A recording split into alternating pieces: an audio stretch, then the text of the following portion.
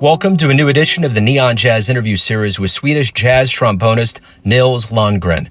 We talked to him in the middle of April 2020 from his home in Sweden about this COVID-19 lockdown and a life well lived in jazz. He released his first solo album way back in 1983, and he's been at it ever since. He opens up about this and so much more. Enjoy. Well, thank you for taking a minute to talk to me today about, it's a very extraordinary time, and it's a unique time for all artists.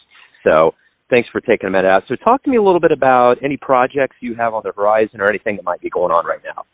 Well, to be honest, all the projects that I had up till the end of the summer is canceled.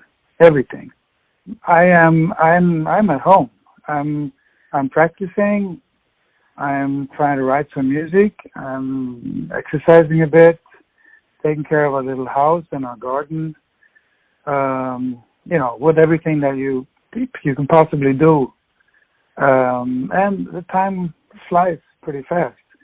But when it comes to job, I had two premieres of trombone concertos that people have written for me, but I've been practicing like an idiot, but now it's like I'm not going to practice on that for a while because it's not going to happen. So every big concert that I had in Germany mostly, but also in Sweden, they're gone out the window. So there is no festivals this summer. There is no bigger events or anything. So I just better stay home and keep my chops up. Well, that's good. Yeah, and there's been kind of a myriad of approaches that have gone into this, and it's good the time is passing fast for you. So let's go back in your life a little bit. Talk to me a little bit about how jazz became your life. I think it became a part of my life from a very young age because my father played the cornet in the marching band at home because he worked in the steel factory, and every steel factory in Sweden used to have a marching band, and but on his free time he had a kind of a jazz dance band as well. Which was kind of, it was popular before the Beatles came, but still he kept on playing. And he loved the Spider-Book, so that kind of music was what he introduced to me. And he also played shellac, old records, 78 RPM records with Duke Ellington, Louis Armstrong, Count Basie, McKinney's Cotton Pickers, Jimmy Lunsford. Tommy Dorsey was my mother's favorite, Jack Teagarden. So that was the kind of music that I heard at a very early age. And as my dad liked it, of course I liked it too. The one thing in America is that we always try to calibrate how popular jazz is, and obviously in Europe it's popular, and in Japan they're idolized. Sweden, I always hear, has a pretty astute jazz scene, and there's a deep love for it. Is that a true assumption? We have, let's say, we have a really big amount of good young jazz musicians, or jazz musicians of any age, by the way. We have a tradition that goes back to, I guess, after the war, when the American musicians started to come our way, and it kind of I think it kind of peaked end of the 50s, beginning of the 60s, when Quincy Jones moved to Stockholm and joined the Swedish radio band and so on and so forth. And I think that has contributed to the interest for jazz also by the younger generations. And we have a pretty thriving, let's say, club life, but only in the bigger cities. And now, during this pandemic, many of the clubs they're going bankrupt.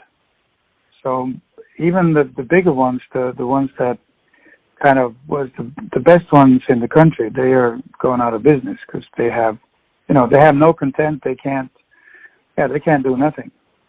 So it's changing a lot, but of course we're hoping that it's going to get back to it, because there's not a lack of jazz musicians, and I don't think there's a lack of audience either. We just have to ride this thing out, whatever, how long it may take.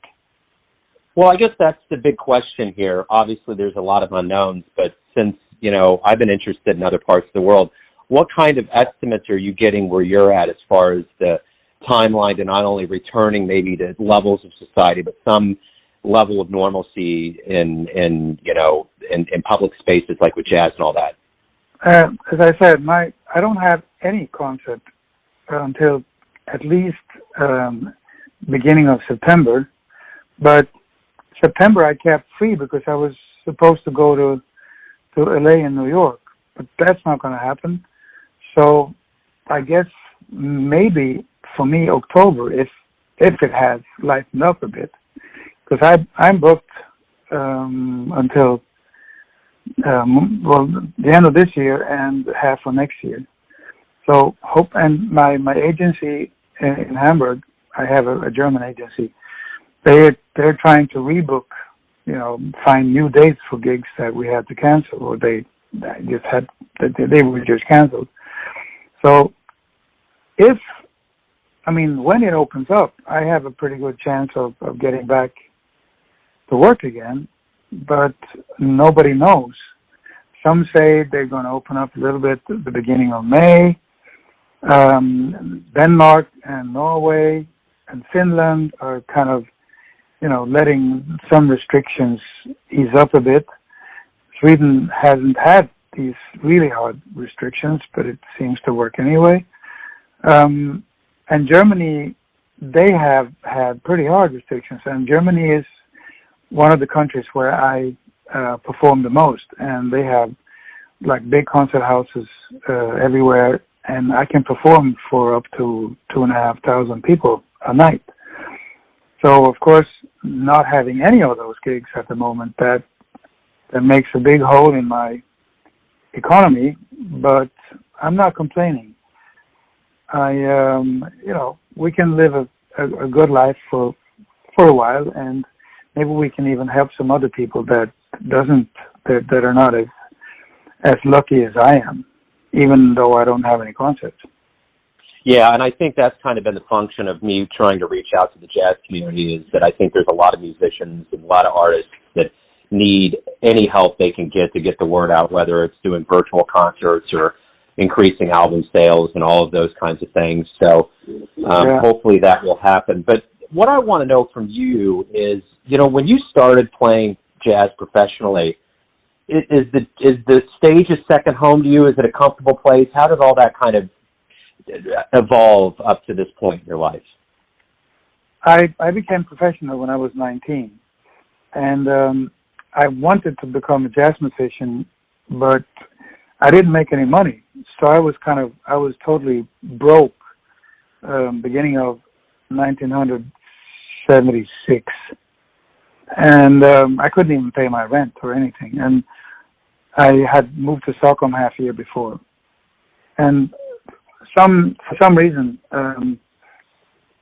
the biggest pop star in Sweden at that time, who just had a number one hit in America with "Hooked on a Feeling."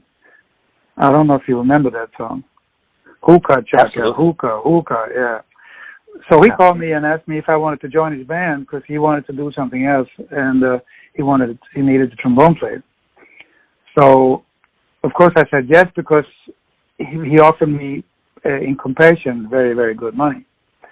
So I stayed with him for quite a few years, and I learned so much from playing pop music.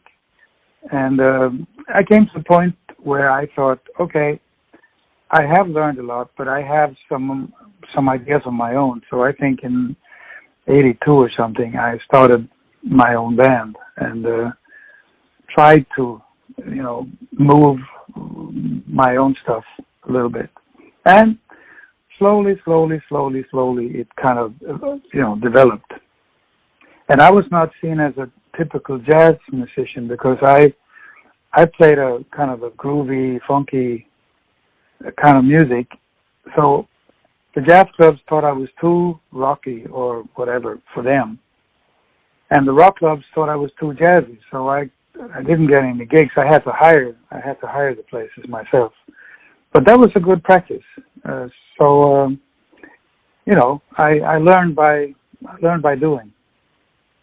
The one thing I've been asking too during this COVID-19 quarantine to a lot of musicians is, this time period has been really trying in a lot of ways on a lot of people, and it's required a lot of strength and really relying on your life and things that have been positive. What have been some real positive musical encounters you've had over the years that have kind of reverberated through this time with you that you've thought about that's kind of made, you stronger during this time? Well, there's a lot of things that I could mention, but I think one thing that sticks out a little bit is I did a few concerts together with Pat Metheny and Michael Brecker and the Swedish piano player Esbjörn Svensson, who passed away a couple of years ago. And with Pat's band and with a kind of a all-star band, and we did some TV shows and we did some concerts, and it's a long time ago. It's actually 14 years ago, but that sticks out as something that was very, very special because I got to play with some of the musicians that I idolized the most and still do. And I got to know them a little bit in person, and I got to understand what friendly human beings they were, and at the same time, fantastic musicians and composers and arrangers and everything. So that was the moment that I always come back to because I enjoyed it very much, and they were very respectful towards me, and of course I was very respectful towards them because they were my idols. But that's one of the stuff, and you can find that on YouTube. So there's quite a lot of stuff there with this band. It's funny. The one thing that I've really noticed a lot lately is a lot of references to Pat Metheny, and I just got to say, right around January, before all of this began, we moved in the Kansas City area to his hometown of Lee Summit, Missouri, so it's been kind of an odd coincidence. Oh, that's odd. Yeah, but it's good. It's definitely good. So talk to me a little bit about what was one of the first live jazz shows that you ever saw that made you think, man, or a live music show where you thought, man, this is something I'd like to do with my life? It was actually when I was still in college. I think maybe I was 17 or something.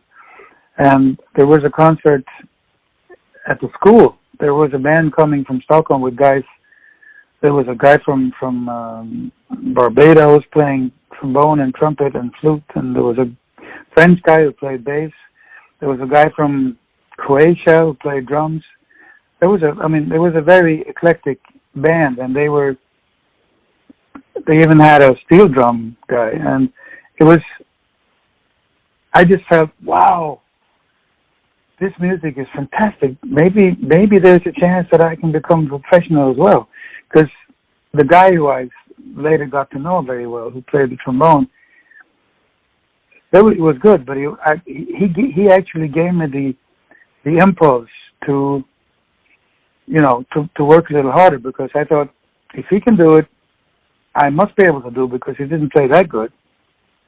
So I figured I have a chance if I work hard. Yeah, without a doubt. So let me just ask you generically, why do you love jazz? Because it's a music that never stops, music that always evolves, music that always, is alive. It takes inspiration from any musical part of the world. It is let's say, it's a music of freedom, but freedom with responsibility. Let me ask you this: what's the best part to you about being a musician? For me, the best part is to get to play with great musicians from all over the world, and to communicate with them, but through them with an audience. Because I love to meet audiences. I love to play live. I love to play. Doesn't matter if it's a small club with 75 people, or if it's an outdoor concert for 40,000. It's a fantastic feeling when you feel that you are actually communicating with the audience, when they give you something back. I would say that's what I live for. I love to record music. I think it's fantastic that we can do it, but the meeting, the encounter with the audience, that's what I live from. Obviously, in this very unique time period of COVID-19 and quarantine, lots of things have changed. March 13th or even the 12th seems a long, long time ago, but we're all going to get back to the music. We're going to get back to live environments. And for both musician and audience member, what do you hope are some realizations or revelations we have when we actually come back to the music together? I hope, first of all, that the whole humanity has learned something. That we have understood that we can't just go on in the same way as we have done for the past decades, and that we have a responsibility towards each other in a way that I think many people have understood already, and hopefully many more, that we have to really take care of each other. We have to, forget ourselves sometimes and help, our neighbors, help the one next to us. Solidarity is a word that for some people sounds like some communist bullshit, but solidarity is just, the will to take care of other people, hoping that they will also take care of you. And that's something that we will see, I hope. And when it comes to music, I guess that's the same thing. And us musicians, we're gonna flip out when we get to play together again, because everybody's waiting. Everybody is, they're on their toes. They're in their start blocks to get going, and the audience as well. They really want to hear music, and I have been forced to cancel. I have my own jazz festival in Germany called Jazz Baltica, which we would have celebrated the 30th version of the festival this year, but it's canceled. But we moved it to next year, so everybody can keep their tickets. They have something to look forward to, and we have something to prepare for. That's only one jazz festival, but anyway, I think that our audiences will grow, and they will be, even more curious and even more eager to go and listen to music, to real music played live by musicians that are up front, and it's physical. You can see, hear, and feel them. I think that's what's going to happen, and I'm really looking forward to it.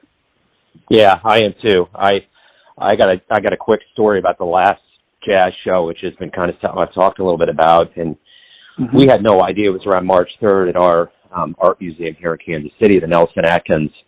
They have a stage there, and Bill Frisell came with his trio, and towards the end of the show, he started Petra started singing "We Shall Overcome," and the whole crowd kind of came up in unison and started swaying and singing it. And I almost wonder if in some cerebral way that we're not aware of, something was in the air, because it seemed awfully present, awfully jubilant, awfully morose, all kinds of emotions at the same time. So anyways, that was, when I think about the last live jazz experience, that was... Whoa. Yeah. And my wife, I take her... Yeah, that's heavy. Yeah, and I take her to a lot of shows, and I think that was her absolute favorite jazz show in the last 3 years. So it was quite profound. Yeah. So... that was a fantastic story. And I can tell you one thing. we're not in Sweden. They don't test people if they're not like half dead. They're going to start testing people for COVID-19, to see if they've had it. And me and my wife, we have gone through that. We cannot say with 100% certainty that we've had it, but all the symptoms and everything we've had, and it took us like 16 days to go through the whole process. And it's a very weird experience, I have to say, but it's a fantastic feeling to get out on the other side. Well, and I've heard a lot of that, and I think maybe even in our household, my mother-in-law believes that maybe she had it this winter. Mm-hmm. There's a lot of symptoms that were very similar to it. And I think there's a lot of people that had it that didn't know it and took a long time to get over it. But I think my question, and I heard early on there was a medical doctor on, a reputable one, that said if you get it, you develop antibodies to not get it again. But now they're saying there's a chance of reinfection, which is confusing to me. I think that's a part of the public dissemination of information. What's real, what's not? I mean, do you know, have you heard if you can develop an antibody and not get it again? Yeah, that's what they said first. So like everybody said, wow, yeah, you're immune. You can't get it again. But now they have found people in South Korea, and I don't know if there's any other places, but where they have actually developed the virus again. But they don't know if that it might have been a mistake, in the tests that they took. So they could have shown the wrong results or something else. But I don't think that we should believe that we're immortal just because we got through it. So we're taking all the precautions that the authorities have told us. We still do, although we've been, we're back to normal life since 2 weeks. But we practice social distancing. When we go to a shop, if there's too many people, we go out again. We wash our hands like crazy every day. We do what they tell us, and I think that's a good way to do it, and it seems to work. Yeah, absolutely, and I think that's the way that this new world, or even here in America specifically, is going to be. We've been starting to wear masks when we go out. Every time we do anything, we have hand sanitizer in the car, staying away from people. Just those kinds of things. And I think, one of the big things is that having something that makes us feel like we're returning to normal. And they've been talking about baseball being localized in Arizona. And I think for America, baseball has always been the pastime that's unified and kind of healed us. And I think this might be a good stage for them to do it again, because people at this point are so thirsty and hungry and every other emotion that we would take it without fans. In fact, my son and I watched a bowling match last night from Vegas, and they've adapted, and they only had family and friends in the crowd, and they're bowling, and they're doing it, and the commentators were even saying their focus and the way they approached the game was actually a little better and different because they didn't have all the distractions. So imagine that. Okay, so maybe we end up with having all the sports and everything without an audience, except friends and family. Or they do what they used to do with the old variety shows, and they just have like a laugh track, and they hit the button for the audience and chair, and they just coordinate it. So, but at any rate, my final question to you is this. Everyone has their perception of you, your family, your friends, your fans, but you're the one living your life. Who do you think you are? Oh, whoa. I think I am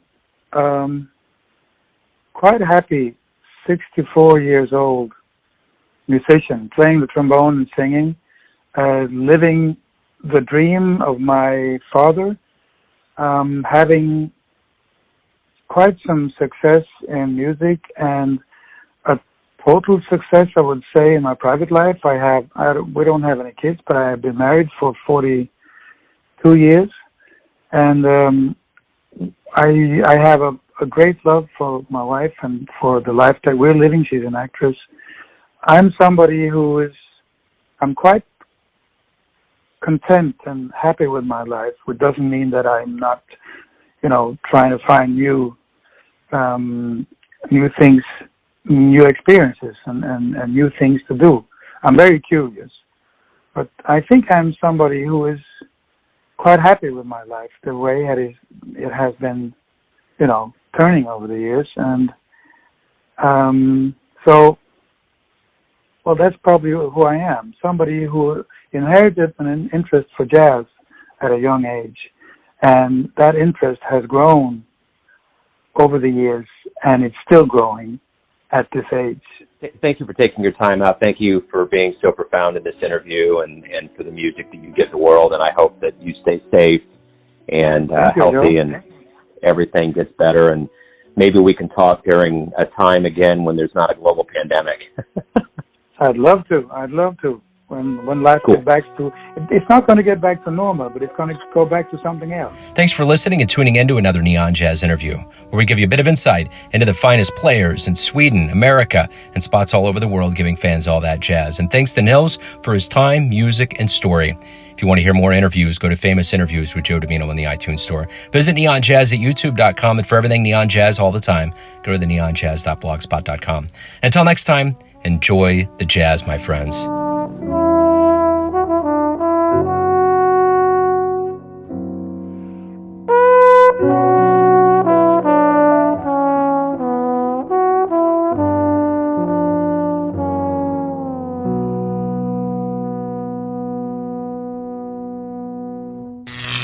Neon Jazz.